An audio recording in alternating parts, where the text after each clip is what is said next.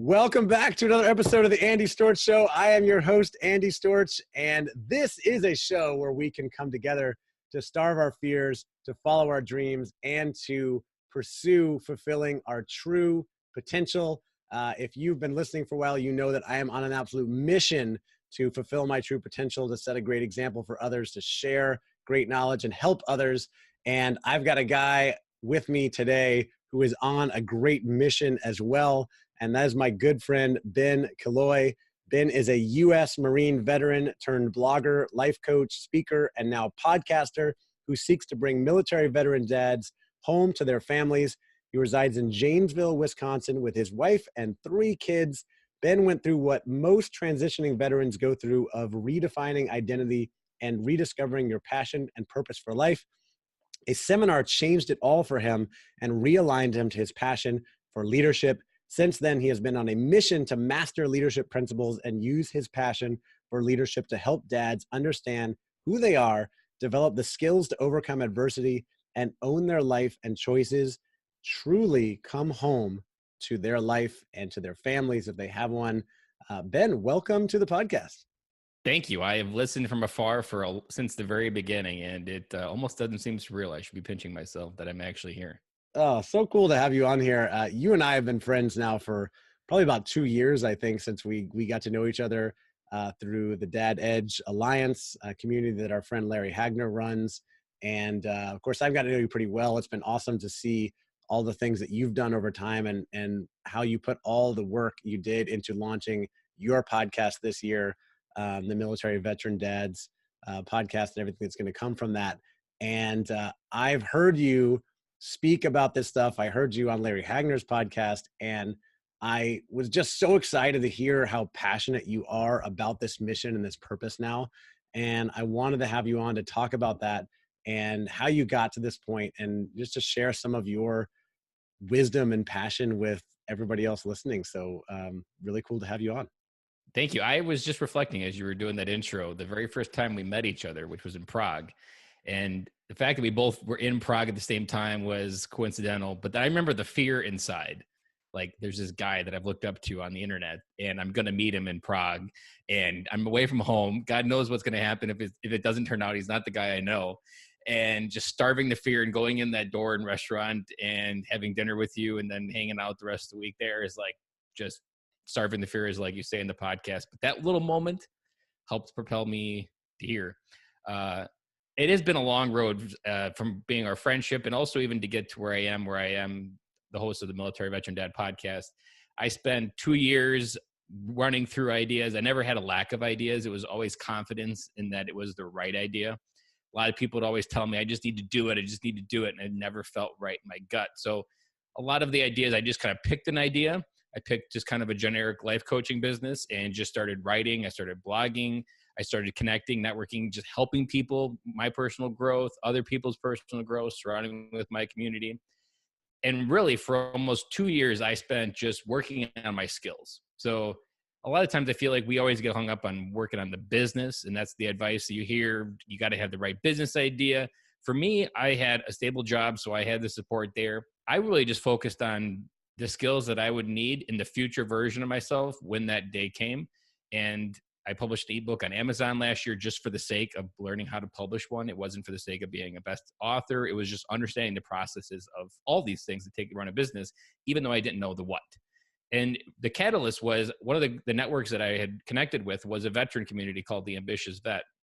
And he also introduced me to a conference that was in Orlando last year called the Military Influencer Conference. And it was a little bit hard to jump into that fear and go to that, but I did it. And that was actually the biggest game changer that brought me here today to be the host of the podcast, because what I didn't realize is that being online, which is where everybody tells you that you can start and you can make online businesses, you can make $1 million. But what for me, the biggest struggle was that there was this online version and the real version, and there was this gap between those two. And the one didn't believe the other. And I was still myself. I was just different versions of myself. And I felt like 2 days when I was at the conference leading up to it, I felt like this out-of-body experience, that this online version that people had come to know was going to be the physical person that I really was. And were they going to be the same? Were people going to judge me? But then I just started keep going through, keep talking. And what I realized when I started talking outward and connecting with real people in the niche where I wanted to be and telling my story, I remember a mill spouse, I was telling my story about bringing dads home. And this was even before I had my mission statement to bring every dad home, but just being a dad and what it was like for as a veteran, I almost made her start crying because her husband hasn't come home yet. And those emotions were the ones that allowed me to stand up and step into that future finally and get that final gut feeling. So for me, I always give this advice to entrepreneurs when they're starting out that you can have a lot of ideas. You can think you have the idea, but until you've been to a conference or any type of community where it's supercharged in that niche, where a bunch of people live and die by what you're talking about, you're not going to have that calibrational energy that you need to start running towards that future. And that from that moment, it was at the end of September. I took 3 months to launch my podcast. Been following John Lee Dumas forever and bought his podcast journal, which is launching a podcast within 50 days. Followed those steps. January 1st launched, and now I'm here on episode, I think we're on 18 now. But it wasn't until I stepped out of my online version, got into the real life of understanding who I was and who I wanted to go, that I have a podcast today. Man, that's an awesome story and journey. And I know that you are just beginning. I've always admired how you've put in the work. You had patience. You tried some things when you're willing, you were ready to try some things. You had some patience to wait for the right things. And we talked about this many times. There's a few things I wanted to follow up on. One, just going back to that first meeting in Prague, as you mentioned, we developed a friendship online, if you will, over Facebook and Zoom calls and being on the phone and things like that, with me being in Florida and you being in Wisconsin. And we got lucky enough to be in Prague at the same time. And I think it's funny that you talk about, you never told me about being nervous to come meet me the first time. And it just reminded me of a quote that I think I heard from our mutual friend, Vincent Pugliese, who's a mentor of mine, who heard it from someone else, I think, that was, don't meet your heroes, because you're almost always going to be disappointed. Yeah. But I don't think we were disappointed with meeting each other, which is really good. The other thing that I wanted to follow up on there was, you talk about taking a chance and going to some of these conferences. That you went to the military conference in Orlando. I know you have also attended this trade show conference in Las Vegas and become a speaker at that conference. And you know that I am a big fan of conferences. I go to a lot of conferences. I'm organizing my own conference later this year.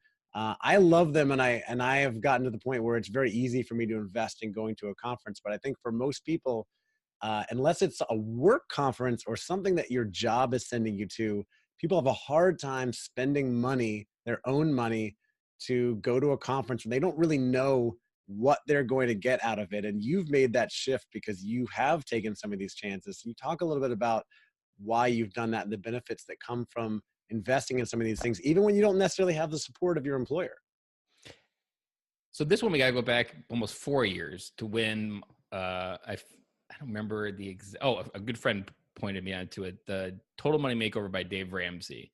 I had just bought a car, just signed up for a car payment, just got rid of my car that I owned for cash. We had just bought a couch. We had just bought a Dyson vacuum. We had just put tires on the credit card. Like, it was the low point where it didn't feel like I was at the low point. But once I read that book, I realized like, oh man, these are horrible decisions. 4 years later, through getting out of debt, killing $100,000 of debt, and just did it last summer with the sale of our house, we were able to position some of the equity when we sold the house to kill all of our debt. That was really the pivot that allowed me to then invest in myself. Like, before that, I would have always put my money towards my debt because that's the burden that's weighing me down versus. So freeing myself from that debt allowed me to move forward and faster and do things with my money that I wasn't able to do before. Even just a side story, my wife spent spring break with 6 of her teachers, just herself. And we were able to afford that and do that because we didn't have any debt. Like, so many more opportunities in all categories of your life, not just work and business, are afforded when you don't have that debt to decide, do I pay the credit card or do I have fun? And I went to this trade show that you mentioned for trade shows called Exhibitor Live 2 years ago. And I'm walking around, and when you're a trade show guy, you can feel the loneliest job in the world because you maybe meet 3 people your entire career that love, breathe, and eat trade shows. And you're at this trade show, you're with 5,000 people that are the coordinators for trade shows and live and breathe and eat them for breakfast. They just get excited about trade shows. So it's a rare opportunity. And I remember walking down the Vegas Strip and just contemplating thoughts of the universe. And I realized the quote that's often repeated, that you're the average of the 5 closest people in your life. And I've always had that methodology in my head of trying to make sure I have the right average. Adding you in there was a strategic step to that. And there at the Vegas show, I realized there's a secondary step that comes at trade shows that you don't get anywhere else, that you're also the average of the 5 closest energies. And when you surround yourself with a higher energy state of people, you then start, if you even want to use the word vibration, you start acting in a different way because you are absorbing their energy, their excitement, and just their thirst and excitement for what you do. And you can't get that anywhere else other than a concentrated niche show for your industry, especially if it's a lonely industry where there's just not a lot of connecting with other people that do it. You think of talent development, maybe you have a team of 3 or 4 if you're at the average company. So you really don't have a lot of people to lean on. Average of the 5 closest energies is really what I've realized in shows, is that you just can't get that anywhere else and get that high to realize and just start. Also, even more importantly, just seeing what other people are doing ahead of you. Like, you can think you've figured out your entire plan, and then you see someone that's doing and living your life, and you're like, that's who I want to be. Now I'm going to pivot and start shifting. You can only get that at conferences. So true. That's why I love going to conferences, to see what other people are doing. I make friends. I meet people that I look up to, that I admire. You know, like you mentioned earlier, I go to podcast conferences and see, like, John Lee Dumas, you mentioned, who created the Podcast Journal. He is a hugely successful podcast called Entrepreneur on Fire.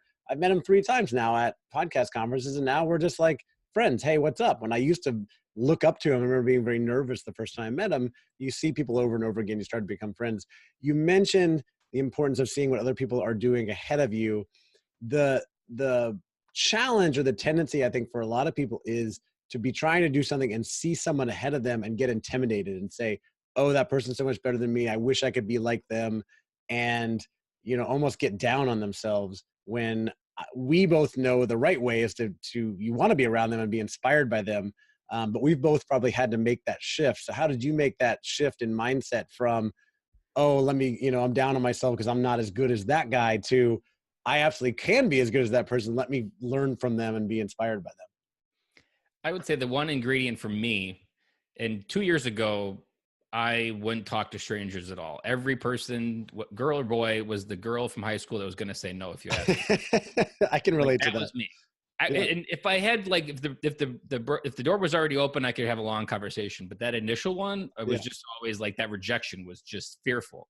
Right. For me, I started with dads at the park. I started talking. Always thought that they didn't want to talk. They just wanted to play with the kids. Turns out they want to talk just as much as I do. Took those small little incubations at the park with dads. Took them to airplanes. Just getting comfortable talking to strangers is the answer to your question. Because if you see those people, if you go to a podcast conference and you see John Lee Dumas and you see the house he lives in Puerto Rico, and you keep those thoughts inside, they're just going to get louder and louder and louder. It's an echo chamber. But when you learn to talk to strangers, you learn to have a conversation about that thought. You learn to have a conversation about your observation. And when you have the human connection with other people, you might find someone at that conference that is one stone throw away from John Lee Dumas connector, or someone that works for him, or someone that is in his close circle, that allows you to get that much closer to their reality. And it's no longer something that you fearful that you can't do it, or, well, you talk about it a lot, the imposter syndrome, or just seeing someone ahead of you and just internalizing and saying, that can't be me. Or if people see your gym post every day, they're like, damn, why is he always telling me that I suck every day? Right. Your posts aren't telling me that I suck, because I have conversations about how I go to the gym also. Right. That allows me to start seeing how I'm getting closer to your life. And what you also realize by talking about whatever your area is at a conference, you realize you're also 3 steps ahead. And the methodology, I often repeat this, either in business and generally in life is, or even networking, is a lot like a barrel of monkeys games. You have one hand up and one hand down. So you have one hand that's trying to reach towards John Lee Dumas, but you also are going to find someone that's below you, that one piece of advice that you learned last week, and you're going to have your hand down, helping him pick up, and he's going to remember you. And then you start building a network of connections that you almost don't have control over anymore. When you start having those human connections with people, like, one of the things I've been amazed with on my podcast is every person I interview, I send a thank you card to, a handwritten thank you card. And what you realize when you start touching people on a deeper level than just flirting at a conference or a conversation or a Skype message, Yeah. you realize they start marketing for you. Like, I'm surprised that even at Podfest in San Diego there, I was getting messages from people of other people talking about me, and I wasn't even there. Yeah, that was me. I met. And it was also wasn't you. I had other people there even. It was Right. crazy. Oh, I'm sure. Yeah, because you build a brand and people know you for your brand and your mission and what you're about, and you help them. They want to help you, right? And so I know what you're doing. And anytime I meet any military veterans who are dads, I want to connect you because and that's the beauty of picking a niche too. We're always afraid of choosing niches in business, but the more you niche down, the more you become known for something. If you just you put it out there and say, I'm a life coach, nobody knows who the hell to introduce you to. Who are you helping? But when you say, I work with military veteran dads, then when I meet military veterans who are also fathers, it's like a light bulb in my head right away. I need to introduce you to Ben Killoy. It's easy because of the niche, because of the brand, because you put out there. And I love what you said about, the barrel of monkeys, because there are always people ahead of you. There are always going to be people behind you, no matter where you are in life, no matter what you're doing. I mean, podcasting, great example. John Lee Dumas been doing it for 6-7 years, whatever.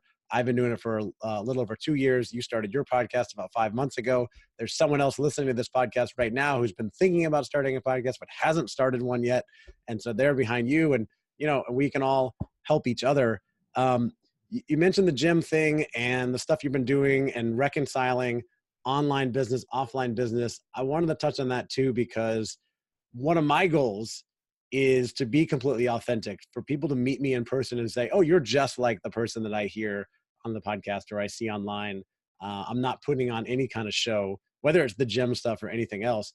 And I know you to be a truly authentic person as well. I just think it's so important to reconcile that online, that offline version of ourselves. Is that something that you think about a lot in everything that you do? It is, and I've actually made a slight shift in my focus in the last few months, that I've realized that I operate in a higher energy state with people, but to go to conferences, get on airplanes, that takes time away from my family, and that's something I'm trying to not trade off as I start my podcast. So I'm starting to try to build more relationships locally and figure out how to connect into that. And then also, there was something I probably didn't do it intentionally, but it's helped in this particular category. Is last fall I joined Toastmasters, as I knew about it for like 9 months, shitted myself for not doing it for a long time, took the plunge, did it. And what I realized, a couple different things, is in the future, I want to be a public speaker. And twice a month for an hour, I get to touch that future and step into it and be encouraged and connect with people also on that journey and grow together. And that moment also helps calibrate your authenticity, because you get feedback that's real, it's human. It's not internet. It's not internet comments. It's not from people that you've never really had a good, solid human connection from. It's real people right there. It's emotion that you can feel. So a lot of sometimes, just if you worry about being authentic, it's not a matter of, you just try. But then also, I think it's a matter of practice, that you show up in different areas locally where people can feel you, and then you just start building the same persona. Like for me, it wasn't a matter that I was a different person. I just never tried locally. I just spent all my time online. And then once I started shifting locally, it's just a matter of just being yourself. And then now I no longer have these out of body experiences, because the same person shows up if I'm talking to someone about Toastmasters here, or whether I'm talking in a conversation about podcasts, they're going to get the same version of Ben Killoy.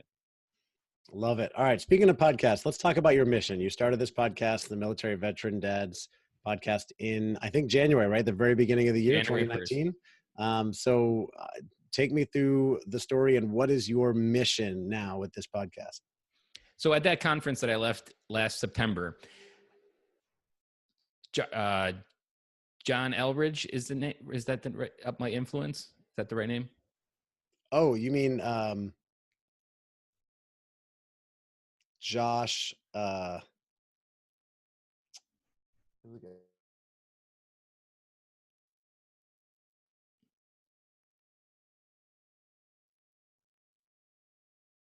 Josh Eldridge.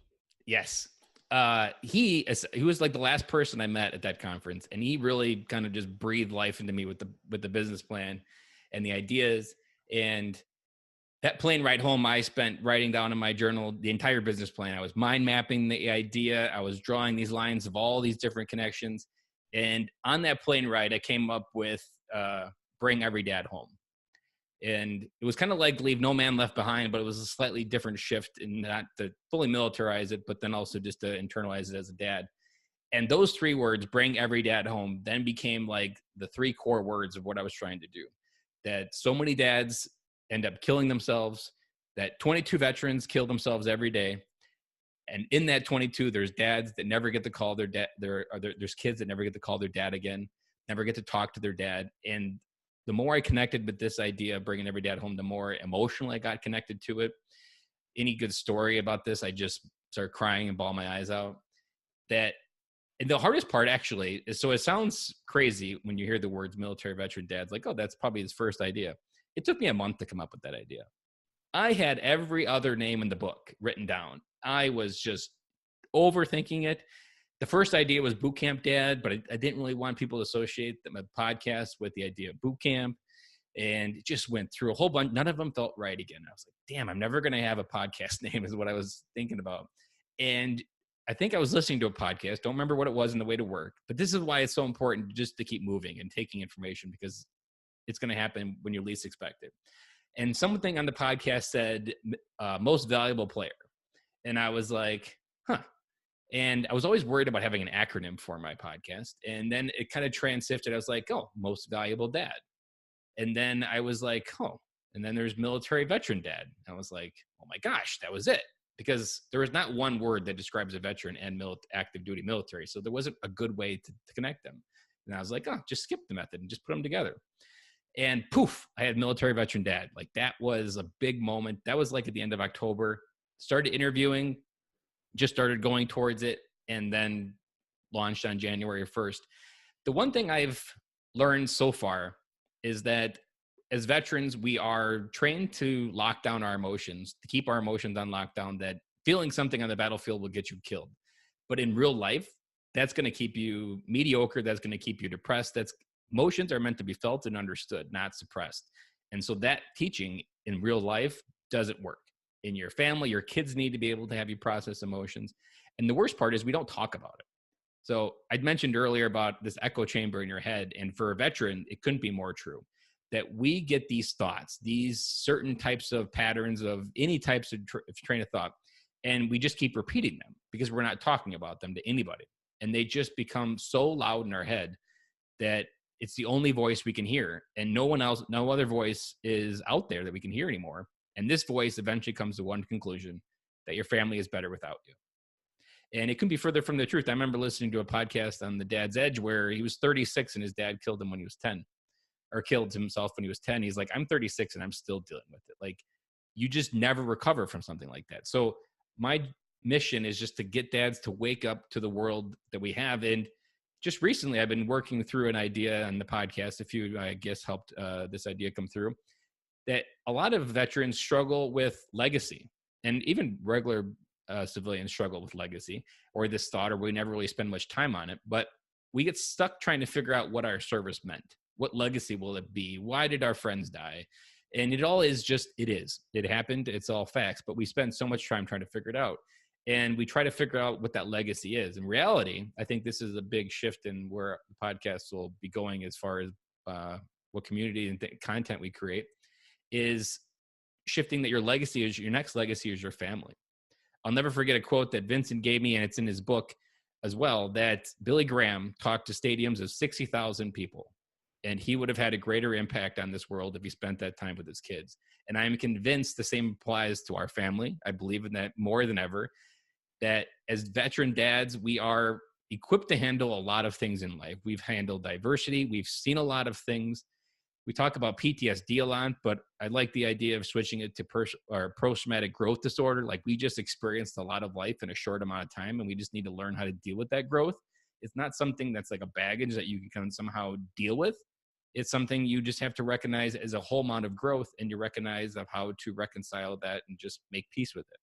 But shifting our legacy is something that I've really focused on just talking about more, because I believe more and more what we lose as veterans is we don't realize we can have a legacy and our kids are that legacy. And everything we do with our kids can help shape them as better human beings. And so much, just hearing, I've heard so many stories during this podcast of people that they've known. I was just having a conversation with a guy on an airplane going to New Orleans. Had talked to strangers, so I was down there. It turns out he was a Marine officer, so we had an amazing conversation. And he had a soldier or a Marine that was ready to college, and he was 10 days away from getting a full ride to Ohio State. And he had like a 1-year-old boy at home, and he was having suicidal thoughts. And the police came, they talked him down, everything seemed fine. Wife went to work, police left. Hour later, he blew his brains out. Like hearing those stories just get me going more. That this, it sickens me to hear those stories, and just that it happens, and that I just think of the kids, that broken homes are so much of what at the core is wrong with our country, where we just don't have the solid foundation to raise kids on both sides, mom and dad, that you need both of us. You need to be in their life to help them walk through whatever they're dealing with, and just preparing them to be good adults. That I get more excited every time I have a conversation, every time I'm on a podcast. I breathe more life into myself at the same time. That any of those stories, any of those emotions, those are all ones that help make the podcast that much more real for me. Oh, and you're so passionate about this. I remember the last time I heard you talking about it on another podcast, I think it was Larry's, and I texted you afterwards, like, man, I love your passion around this. I got to get you on my podcast so we can talk about this. So there are a few things I wanted to ask about, but the big thing that sticks out is you mentioned this importance of feeling and connecting with emotions. And, when I met you, I don't think I had ever met, I didn't know, I wasn't in the military. I know where this is going. Yeah, nobody, you know where this is going. Nobody in my family had been in the military. I didn't know many people from the military at all. I don't think I'd met any Marines before. And so my image of a U.S. Marine is this really tough, intimidating guy that I cannot relate to at all.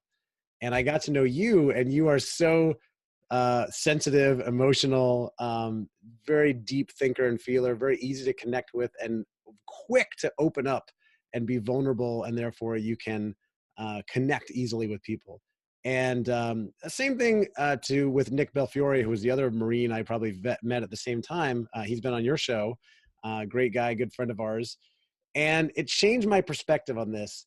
Now, I don't know if other Marine veterans are like this, but I would imagine there are a lot of people, whether they're veterans or not, men especially, who have a hard time getting in touch with their emotions, and probably military veterans even more so because of what they've gone through in boot camp, in battle, what you alluded to there. And I'm wondering, is there, I like to talk about fear on this podcast, and I know there must be some kind of fear there, because it would be helpful to share those emotions with people and to show emotions, but is there a fear that's even going back to the military, and I can't show my emotions, I can't be vulnerable because that puts me at risk, or people might judge me, or whatever it may be? In I would say in almost all branches of the military, especially anything more tied to like the infantry. And as a Marine, we're all trained as riflemen, we're all trained as infantrymen, so we have a little bit more infantrymen in all of us. But there is so much of it where you create a persona of wearing the uniform. Your identity is wrapped up in the uniform, and that uniform is the picture board Marine, or the symbolic silent drill platoon that is at the Quantico for the president. That's the picture board Marine. That's who people idolize. So you're wearing that uniform, so you start to embody the person. Like for most of my 20s, everybody said, "Why don't you smile anymore?" I don't know if I really smiled a lot before, but they always say, "Why don't you smile?" And I'm less like, because the Marine Corps programmed me not to. Like, because you don't smile in formation, you don't smile when you're standing in attention, and you just don't do that. And so those things. I would never survive in the Marines, by the way. I'm always smiling. Oh yeah, in boot camp you'd get lit up like a Christmas tree. That would like if you saw Full Metal Jacket, it's just like what's so funny, Private Joker like type stuff. Yeah. But that identity becomes who you are. And this is where most veterans transitioning out really suffer the most, is that we go from Superman to Clark Kent, and we no longer know who Clark Kent is. Clark Kent is the average Joe. And we had our entire identity wrapped up in the uniform. And the other part that you often talk about is ego. So when you have part of wearing the uniform and just going into battle and doing things that no one can really fathom what you're doing, is you create an ego around yourself as a protection mechanism, that you almost internalize that you are someone maybe that you're not, because if you're not that person, you get killed. So you really have to sometimes almost invent your own self, or just step into that poster board. And sometimes you a little bit lose yourself. I lost myself a lot when I got out. But that ego is something I talk about a lot in the podcast. And just recently, I've really started to dive into this ego, and I've read The Ego Is Your Enemy and thinking through that. But what I didn't really connect with that book was, like, for me, I still have egos in different areas, but like I realized that ego is a little bit like a flashlight, that your ego, where it's strongest, is actually where you're protecting yourself the most. So, and that's usually like for an area of personal growth that I focus on. Like if I feel I have a strong ego in a particular area, that's because I'm protecting myself from feeling something or exposing something from being vulnerable. Like I don't want them to see the real side of myself. And that prevents us from stepping into those emotions, because if you step out of the military, you're generally covered in 360 almost of ego, emotion, or not emotion, but just integrity, or just being who you are and being the Marine. That's who you step out of the uniform with. But you really have to start chipping away at all of those areas, all the places where your ego shows up, all the places where someone's going to look at you and judge you as a poster board Marine. Then they're not judging you as that anymore. You're just average Joe now. And that ego for me is something that I've really just started to frame, that it's where you're not talking about actually is where it's showing up in your life. So I don't think it's the enemy. I think it's almost like a compass of where you're protecting yourself from things that you don't want to talk about at dinner parties. Yeah, such important stuff. And I know you're going to inspire a lot of people with what you're doing with the podcast. Where do you see all this going? I love your vision when you talk about your vision for the future and where you want to go, because it's so different from what I hear other people talking about. So what has the podcast done for you so far, and where do you see things going in the future? So one other part that I didn't talk about that I really needed to run towards this idea versus others was a desired end state. That was a gift from Larry Yach and Ann Yach, that knowing my desired end state, which Larry is Yach, essentially Navy SEAL veteran officer, right? Yep. Uh, by stepping into the desired end state, that at the core, I wanted to be a dad. That's what we figured out. And by wanting to be a dad, there was only a few ideas on the table that allowed me to be a dad, and to be a heart-centered dad, to do the things that I wanted, to connect with my kids. And this podcast was it. And so from the very beginning, I made this conscious decision to go slower than maybe what I could have. I probably could have launched in a month, but I wasn't going to create anything that was going to jeopardize the connection with my kids, connection with my wife, or anything about my family. I wasn't willing to put my business over my family. I wasn't willing to stay up late at night to burn through a whole bunch of stuff that I didn't want to do, because then I couldn't get up in the morning to go to the gym. Like, I valued going to the gym. So there was very construct ways around my business. And even as my podcast grows, there's a desired end state that says, my future, I want to be a stay-at-home dad. We have 3 kids now. I want 4 kids. I want to be more impactful in our 4th child's life. I want to be there. I don't want to drive to work. I want to be there when they get on the bus. I want to be there when they get off the bus. I want to be able to go have lunch with them more often, like I just did today. I don't want to worry about taking a vacation day for that. And I'm more focused that these next 5 years, when I'm 55, 60, I will never look back and say, I wish I would have spent my time in corporate looking at an email those 5 years. That I want to be the most impactful person in my kid's life at this time, this is the time everybody says they want back. And I'm convinced, and you've all heard this, that every time an older adult says, make sure you pay attention to your kids, they grow up fast, that's just code for I wasn't around. They just didn't want to admit it. Or I was worried about things that didn't matter. And for me, I'm consciously choosing to be present as much as possible. I'm choosing to be dad now, because these are the most impactful years of their life. Like, 75% of a personality of our kids is determined by the age 7. Like, these years are who they're going to be in the future, equipping them and just being there, making memories. This is what I want more than anything. So as I create my podcast, I'm designing it in a way to be more evergreen, to be more limiting of my time, where I want to be able to create something while they're sleeping. One of the extra other tricks that I've used to get where I am today is last summer, I figured out that Starbucks opens at 5 a.m. on the weekends. And I wouldn't be here today if I didn't figure that trick out, because I would sit at Starbucks on Saturday and Sunday from 5 a.m. to 8 a.m., just pumping out whatever. Maybe I just squirrel random stuff, or just read a lot of stuff, or just go on Facebook and just comment and add value to the world. But doing that while everybody else is sleeping was so instrumental. Like, I could come home at 8 a.m. and be dad for the rest of the day and not have to worry about my business, because I knew I already invested in it. Like, that was a game changer. I often joke with people, I'm like, you have an idea, but is it worth waking up at 8 or 5 a.m. on the weekends to work on? If it's not that good, it's probably not as good of an idea as you think it is. Because that, I always knew because I would really, I mean, who wants to get up at 5 a.m. on the weekends? They want to sleep in, especially if you got kids. The list is short. Me and you are not part of the minority. I do, but we're rare.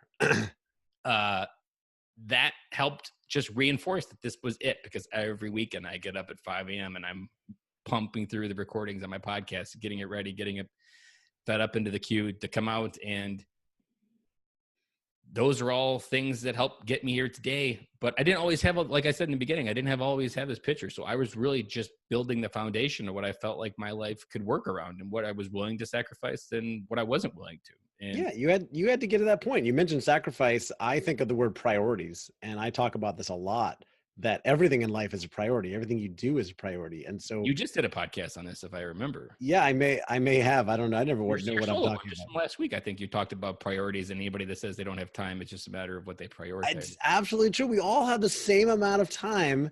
There's somebody listening going, oh, I've had a podcast idea. I just haven't had time, to really work on it, or whatever it is. And Ben is telling you right now that he got excited about his, and so he got up and went to Starbucks every Saturday and Sunday at 5 a.m. And I know he was there because he texted me a picture every Saturday and Sunday morning of him with his coffee working at Starbucks as accountability.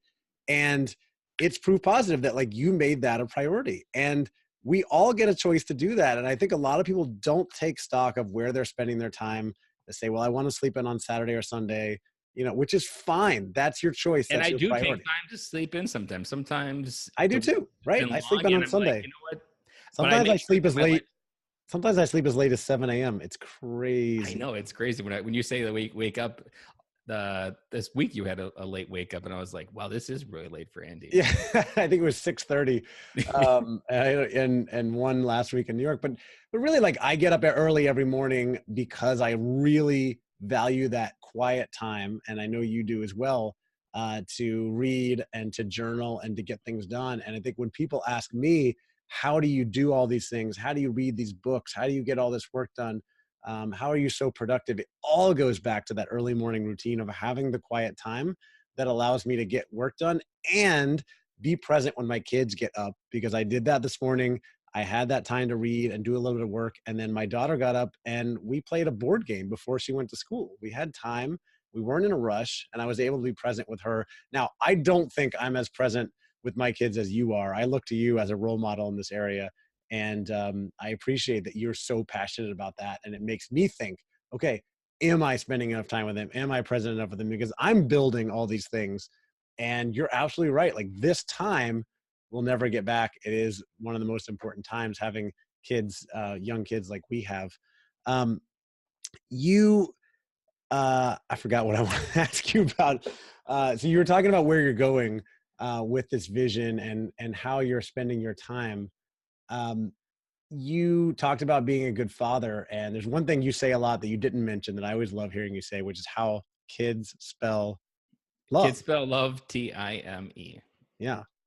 We talk about in every podcast. There's a question that I run through of what are the simplest ways that you spend time with your kids. And for me, this is something in the winter in Wisconsin, you got to get a little bit creative. And I'm kind of impressed by this creativity because it's the last place that I think people look for creativity. But it was January, Friday night, and I asked my son, where do you want to go on a Saturday? the number one thing that and my son's 4, so his mind isn't that crazy yet of ideas. And he would always say mall walking. So I think it was like 2 years ago that I invented Mall walking. walking. Was he Mall walking. 65? Is he 70? I know, but going before the mall opens, where Yeah. the inner stores or the stores are closed, but the hallways are open for the older people to walk. They get a kick out of it because they see kids running around. And we literally I park on one side of the mall, and then we walk to the other. And on the other side, there's an Aunt Annie's pretzel and an Orange Julius. And we get an Aunt Annie's pretzel and an Orange Julius. We split it up. I get a large and divide it in 3 cups. And there's some rides that we also play. They save up their quarters from chores around the house that week, and they go through the rides. And literally, that is the number one thing they always we drive by it on the way to daycare, and my daughter always, can we go mall walking? Can we go mall? I'm like, it's nice outside. We don't have to go mall walking. Maybe on a rainy day. And it's the simplest things. They just want our time. Even for me, spending 15 minutes with my daughter with lunch today, like, it's the impactful of you just entering their world that they're going to remember. It's not the things that you buy. I actually start thinking about, when I think of birthdays and Christmas, like, it's nice to get a gift, but I've been analyzing memories like that. Like, how has that memory served me? Has it served me well to be more materialistic as an adult? No, because then it just keeps you up with the Joneses and you have a bunch of stuff you don't use and it ends up in your basement. But the experience, that small little time with your kids, is so impactful. And even those little tidbits I drop on every podcast is either through me or the person giving them. That's really what it comes down to. When your kids are young, it's not complicated. It's not the large water park. It's not the Disney vacations they're going to want. They just want your time. We went on a walk around the park or the subdivision the other night, and I was calling it like we're on an adventure. And we were literally just walking. No bikes, just walking. They had a blast. And they came back and they were talking like, hey, Daddy, when can we go on another adventure? Like, it was just walking. But like me just talking it up and calling it an adventure, they get excited and they want to do it more now. But it didn't cost me money. It just costed me some time. And it was a beautiful night. No wind. It was just like that perfect 65-degree weather. Probably what you have in the winter all year round. But Yeah. That memory I'm going to remember for a while, because it was just one of those perfect nights. And the kids are going to remember because they always continue to ask for those nights. I love it. I like doing things like that. And you're always encouraging me, inspiring me to do more of that. I think I might do that tonight. But as we wrap things up, you think about people listening who are, ambitious, have ideas, want to do different things, maybe want to change the world, maybe don't know exactly what their next step is. What do you want people to take away from this interview? What do you want people to do? Well, if you're a military veteran, Dad, I just want you to know that you're not alone. That if you're listening to this, that you're not alone. Your feelings are not the unique feelings. If you read the Stoics, they had the same problem 3,000 years ago. Mm-hmm. And you can really even tell whether it's a Stoic quote from 3,000 years or one from yesterday on Instagram, that they suffer from the same problems as we did. You're not alone. It's not unique. If you're just generally in the ambitious space of trying to do more with your life, we've talked about a lot of different things. Andy's at one stage of his life. I'm following Andy in some areas. He's following me in others. There's a lot to try to feel overwhelming in some cases of like, oh man, I got to do a whole bunch of stuff, or like, oh man, I got to change a whole bunch of things in my life. Just put the brakes on that, because all you're going to do is feel like you're overwhelmed, and you're going to should yourself a lot, and shoulding yourself ain't going to do anybody any favors. I was a shouldaaholic myself, and I would just should all over people by telling them that they should do this and should do that. And the best advice, I think one thing that we get hung up when we hear podcasts like this is you try to run to where that person is, when that's the exact opposite of what you should do. You should really just take one or two things that resonated the most, that feel the easiest for you to do right now from where you're at, and meet yourself where you're at right now. Like for me, I didn't have a business idea that I believed in, but I could wake up at 5 a.m. and go to Starbucks. I met myself right where I was now and started to change my life where I am standing now, not in the future, not worrying about what I didn't do in the past, because you can get so hung up on that. Try to figure out the easiest ways to meet yourself where you are now, and just do the smallest things of what Vincent always says, 1% better every day. You're not going to change your life 100% over a day, but 1% every day will change in 100 days. That's how you're going to move your life forward. Not trying to do everything, just pick out what you can and do a little piece of it. And slowly by slowly, you'll start to move your life in that direction that you want it to go. And that's for me, the biggest takeaway that I've realized over 4 years of listening to podcasts is just take away what you can, meet yourself where you are right now, and keep moving forward. That standing still allows the fog to creep in. And when the fog creeps in, you feel like you're alone. You don't know which way you're going, but simply taking action, any action, will allow you to find some way to go. A random story that I'll end with is I decided to dive into the Joe Rogan podcast 4 weeks ago. Never listened to a single episode. I think I heard of it, didn't really figure it out, decided to jump in. Randomly go through the list, find a Navy SEAL called Andy Stumpf, listening to it for 3 hours. It was a marathon of just random conversation. At the very end, he talks about being a dad. I'm like, oh, he hit me right there. And I add him to my podcast list.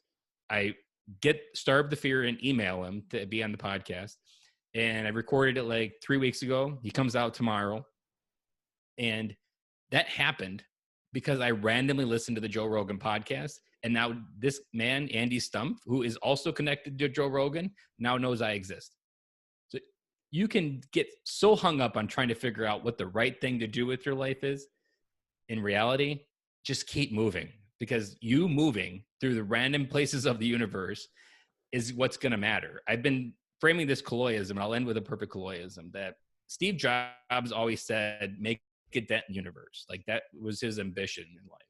And I've really framed a kind of a spun off of that, is that if you imagine the universe as a wall, our objective is that when someone's walking by the universe of the wall, is they're going to point to a dent and be like, that was Ben Killoy. Like that is like where my mind is. Like, I want someone to walk by that universe and wall and be like, that dent was from Ben Killoy or the Killoy family, because I made such an impact on my kids. They start making their own dents. That's really where my mind goes. And that's how big sometimes I try to think, but then also I always try to bring back to, because right now is really where life happens. Love it.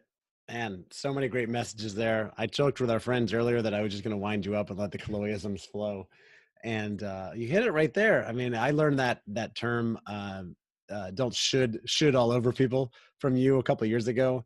And I always think of it in terms of not shoulding other people. Don't tell other people what they should do. Give them things to consider. But it's important to think about that for ourselves too. I should do this. I should do that. I'm getting down on myself because of the position I'm in. But everything I've done up to this point, it was part of my journey. And what steps can I take to get to the next place? Because like the Chinese proverb says, the journey of 1,000 miles begins with just one step. What's that first step that you need to take?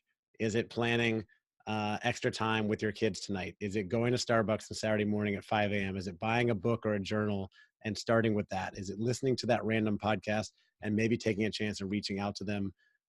Is it, just writing down some notes and some ideas, or, hitting the gym for the first time in 6 months? Just getting started is what you're talking about. And that's the most important thing. Find your reason, your purpose, find your momentum, but just get started. Ben, this has been as great as I expected it to be. Let everyone know, for anyone listening that wants to get in touch with you, where's the best place for them to go to connect and to find out more? I am starving the fear and trying to dive into Instagram more. So I'll lead off with that. It's a very frustrating platform, I'm going to be honest. And I'm really trying. I feel it's frustrating too. I'm sure that you probably think that I'm doing it well. And I look at others and I'm like, man, I need to get so much better. Oh, it's just, I don't know. It feels like a lot of work. And I don't like things that are a lot of work, but they say you got to do it. So I'm going to do it. Yeah. That my Instagram handle is Ben_Killoy. The podcast handle is @MilitaryVeteranDad. And on Twitter, I'm @Ben Killoy, which I've been on Twitter for a while, so I feel comfortable with Twitter, but Instagram is just too far out there. I'm on Facebook. You can follow me on Facebook without friending me even. And my website is militaryveterandad.com, where all of you can find my blog, the podcast episodes, and even at the top, there's a quick introduction about the podcast and overall my story, a little bit more of my story, and just where I came from and where we're trying to go with the podcast. And I'll leave you with one final Killoyism, because you were inspired when we were talking about the gym. I started a gym habit last March of going to the gym and starving my fear, because I had a huge fear of going to the gym. And on day 2, I realized one question I should have been asking myself a long time ago. What's one thing that you can do every day that will change every tomorrow? And for me, that was going to the gym. And it's a simple question with simple answers. And there's simple things that generally you can do with that question that it will move your life forward. Love it. You're investing in your future self. I know you talk a lot about that as well. Ben, this has been awesome. Thanks for coming on. The podcast is called the Military Veteran Dad Podcast. You can follow Ben on Instagram, Facebook, LinkedIn. He's in all those places like I am. We'll put links to all those things in the show notes. Ben, thanks again for coming on the podcast. It's been fantastic. Hope you have an awesome day. Thank you very much as well. Thank you for the opportunity.